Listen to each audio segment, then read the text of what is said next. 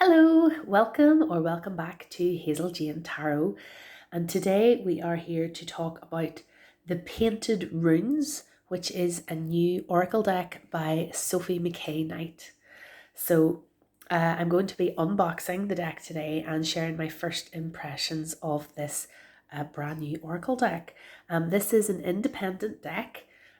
Sophie McKay Knight is an artist who's based in Edinburgh in Scotland, and she is the creator of the Painted Tarot, which you might have seen before on my channel.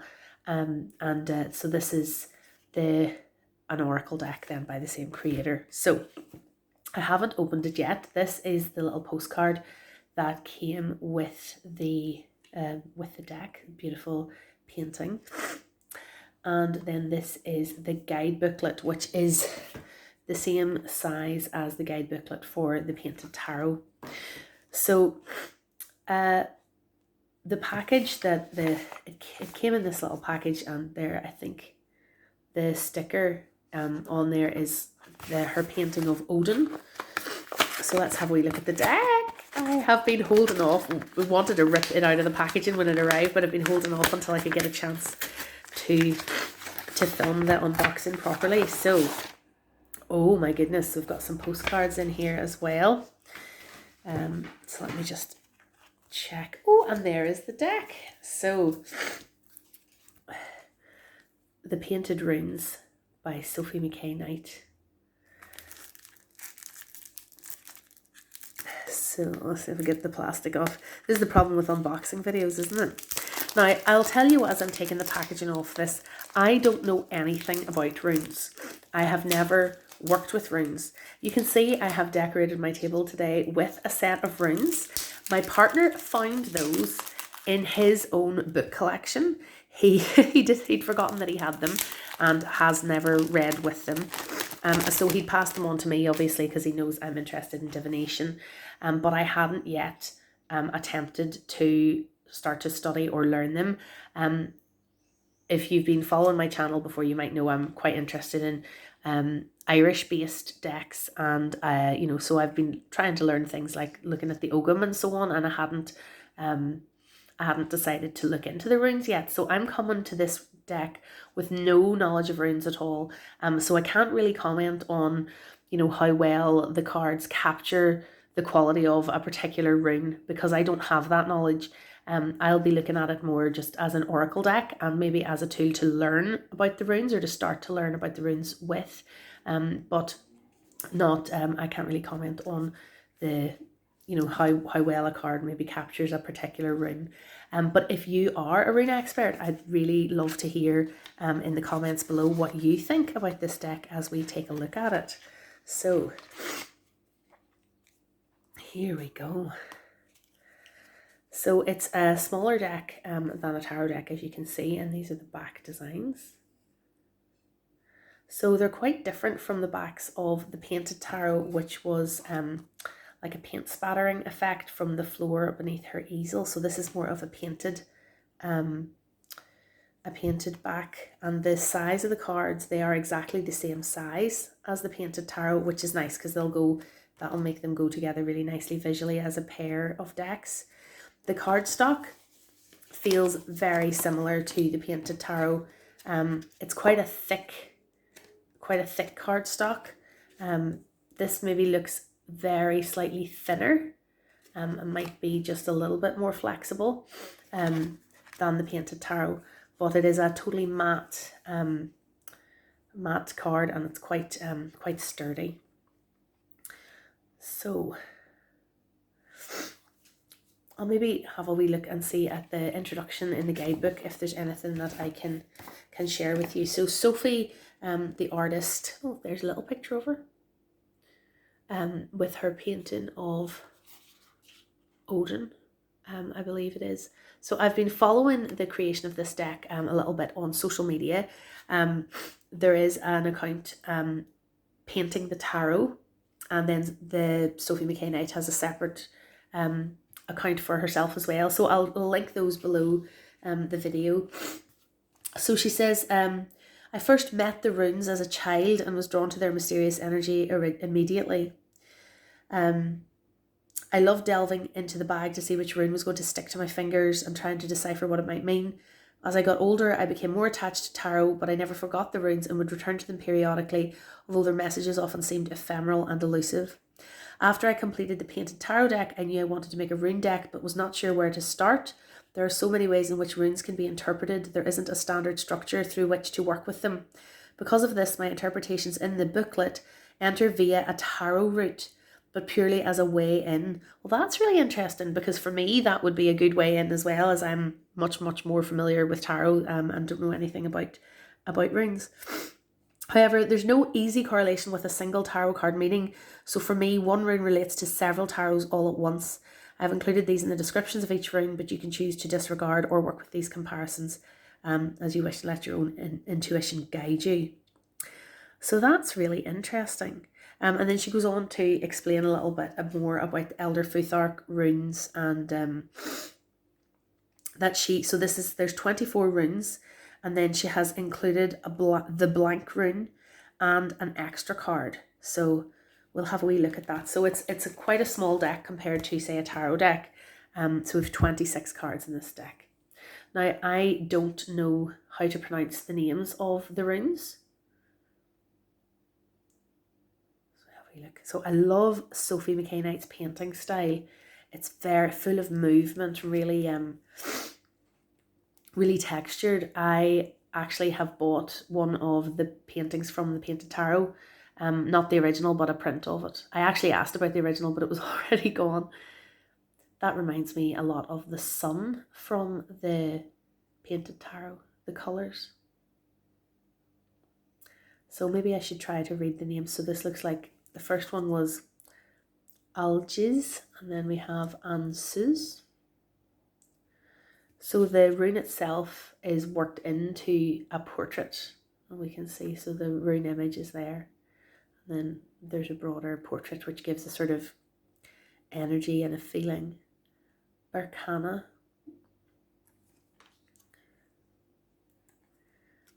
Dagas. Beautiful, such motion in the paint. Ewaz.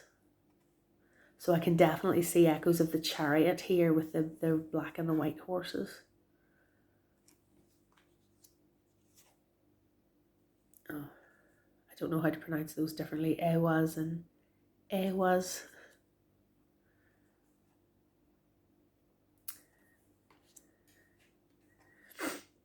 Fehu. Beautiful. Gebo.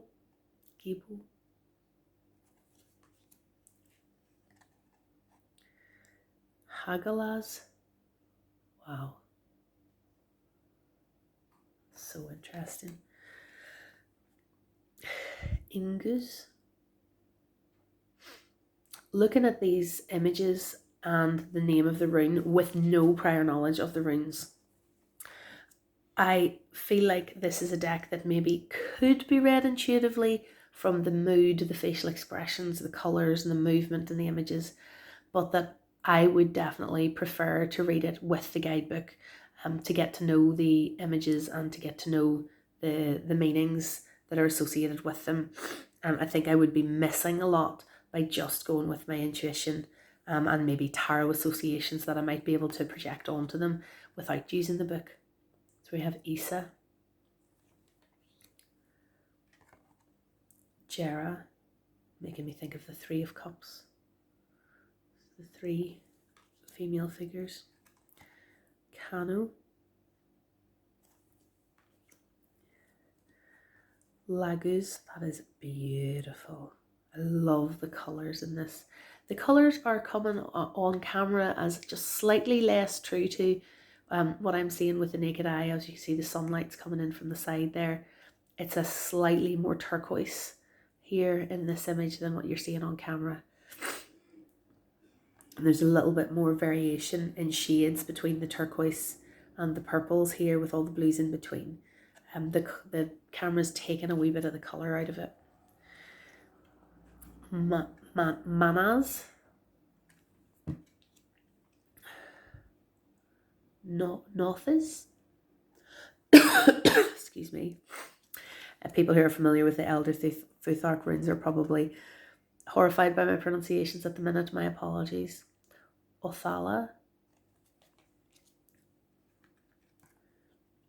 Perthro. Oh, that's interesting. Radho, down there. Sowello. I think I received a postcard of this painting with my painted tarot deck, or my painted tarot guidebook. This is very familiar looking to me anyway, the painting. She's shaped like a bird, nearly like this, like a wing of a bird. Beautiful. Tewaz. I recognise this man's face. I think he appears in the painted tarot deck as well, or like the model that the two paintings are based on is the same. Thurisaz. Uruz. Gorgeous. So we've got like the main rune, but then we've got lots of other runes carved in sort of to the texture of the paint. Wunjo. Reminds me of the Empress somehow. Oh, and now we have unknowable. So this is the blank rune, I believe. And so it's interesting. She's included a postcard of one of the other paintings that she did for the blank rune. On Sophie McKay Knight's social media, I remember seeing that she had painted 3 separate paintings of the blank rune, and she was asking for people's opinions on which one they liked the best and why. And I think actually this was the one that I liked the best. So it's just really nice that that's appeared as a postcard. And then we have this one as well. So let's see what it says in the guidebook about the unknowable or blank rune.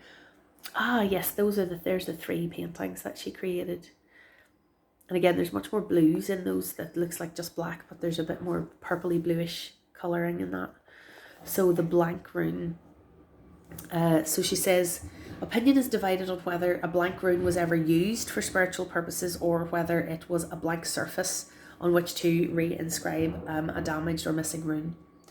But some people think that it invokes Odin and is a deeply significant symbol of the working of fate. So after a long time contemplating this and making paintings as an exploration, I have come full circle on the issue, and I now believe it is a rune of deep mystery that should be included with the deck. But how to interpret it is up to the individual. For me, it signals the presence of a higher source of knowledge through which to view our situation. This could translate as a surrender to radical trust in yourself, or whatever you're asking the runes. So that's really interesting. And then finally we have the extra card that she has created. So this is the link. So we'll see what she has to say about this one.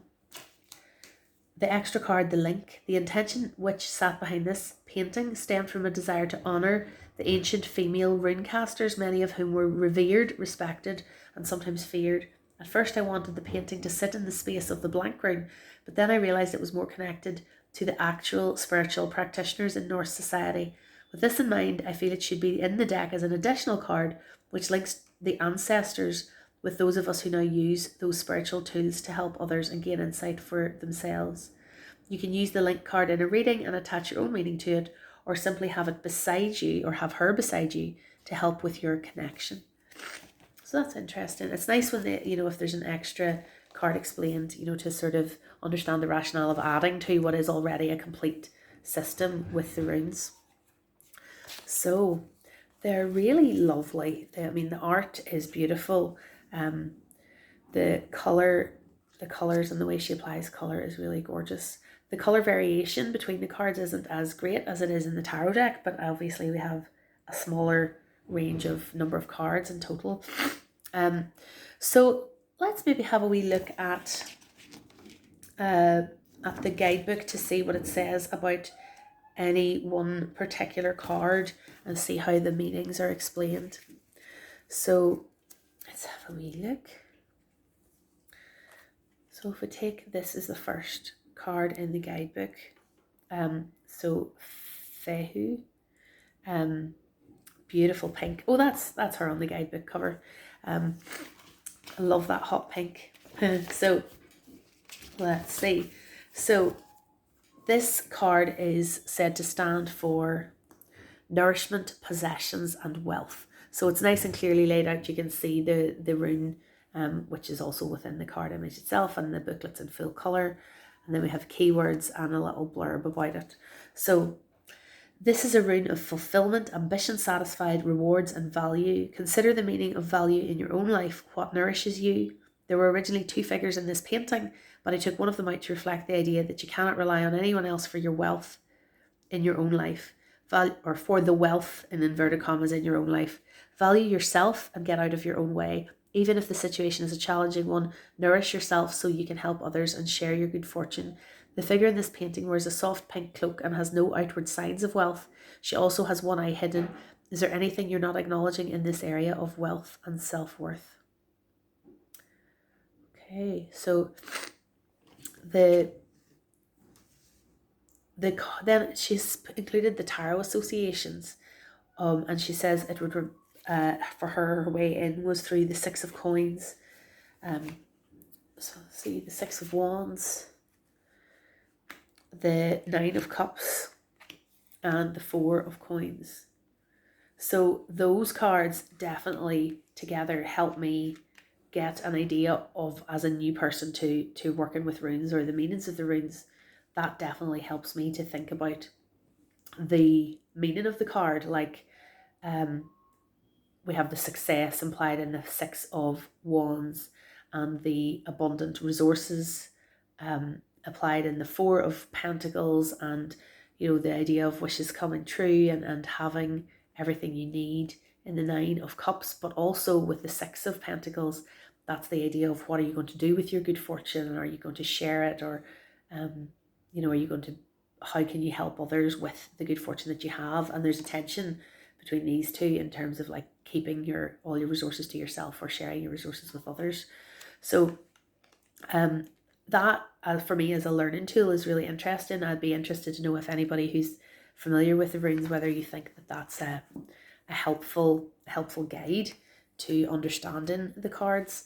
I'm also going to just have a wee quick look at I have no idea the quality of this book. This is the book that was with my partner's set of runes that he found.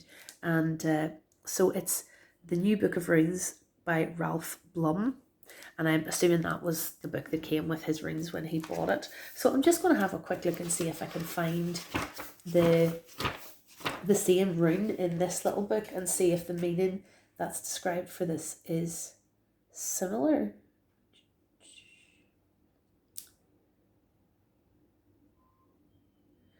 Okay, so we have here the traditional meaning of that rune being possessions, cattle, goods, the vital community wealth. So that's definitely resonates.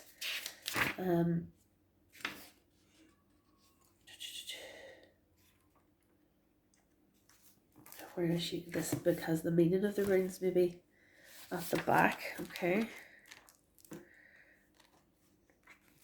Sorry, I maybe should have tried to find this, but of course I haven't unboxed it to see.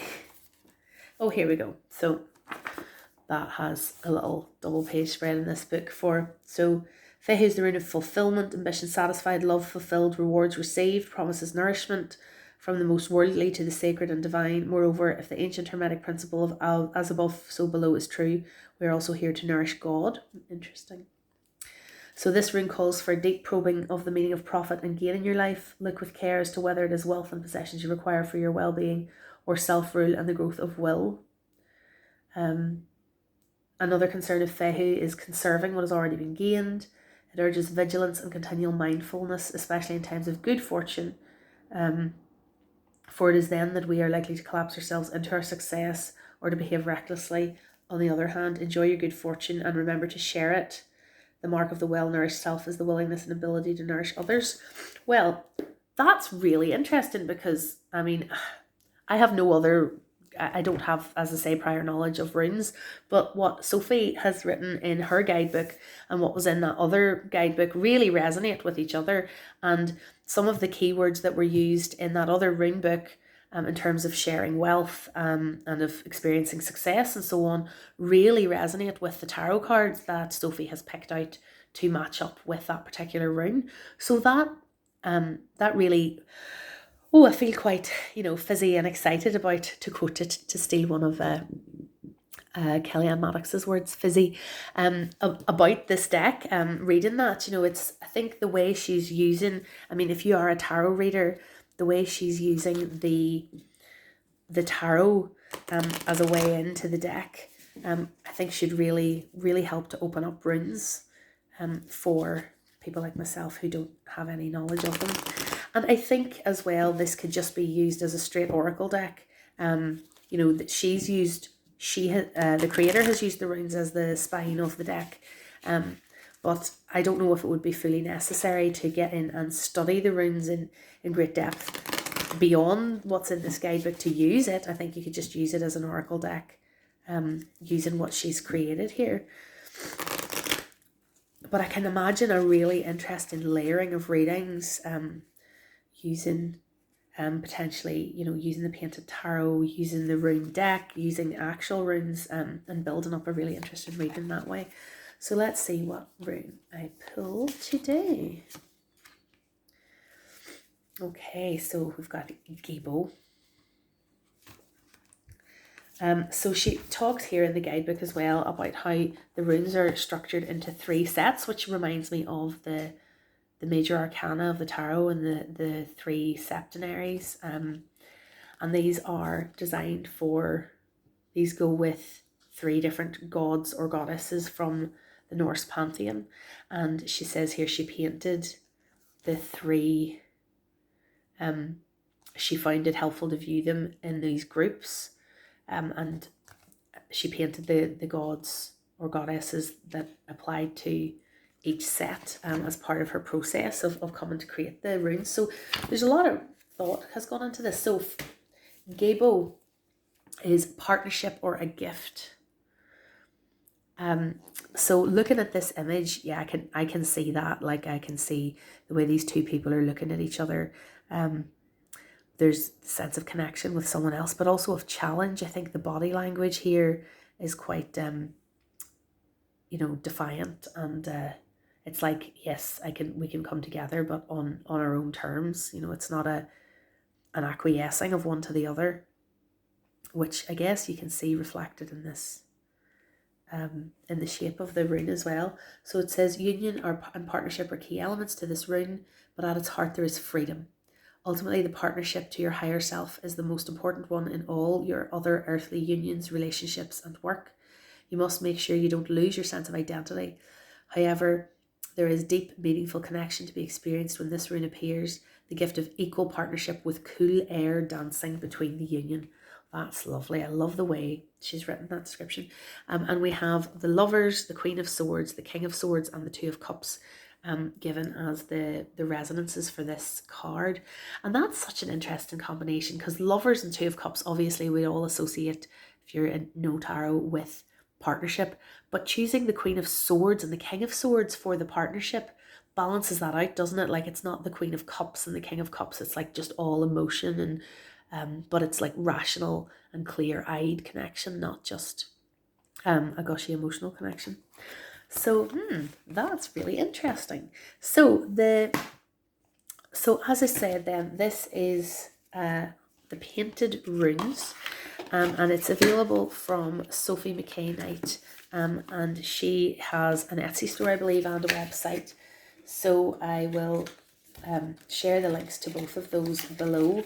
And this is, as I say, she is the creator of the Painted Tarot, which she is a chunky monkey, as they say, of a tarot deck, which is a beautiful painted fine art tarot deck. And I have a print of the 3 of Wands from this deck as well.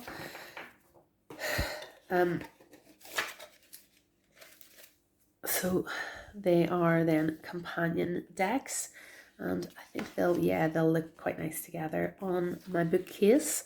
And then we have the two guide booklets, as are the same sort of size, and then they just have to sit separately on the bookcase. And with the deck, Sophie's also thrown in a couple of her, this card I just pulled, a couple of art postcards, which is lovely, and there's the High Priestess from the Painted Tarot as well. So just a really interesting, exciting deck to work with. And I just want to say before I go today that this deck has been sent to me for review. Sophie approached me about sending me a copy of the deck for review, which I was really excited to get because I was going to get it anyway. And that's the first time I've ever been sent a deck for review, so I've been super, super excited about it. I can't wait to work with it, and I'll get back to you in the future and let you know how I've found it as a reading deck. Whether I've read with it with the tarot deck on its own, or maybe with how to go at actually using the runes themselves. Yes, thank you for watching, and I would love to hear what you think about the deck in the comments below. And especially if you're a rune expert, would love to know what you think about the way Sophie McKay Knight has imagined the runes. Okay, thanks for watching. Bye bye.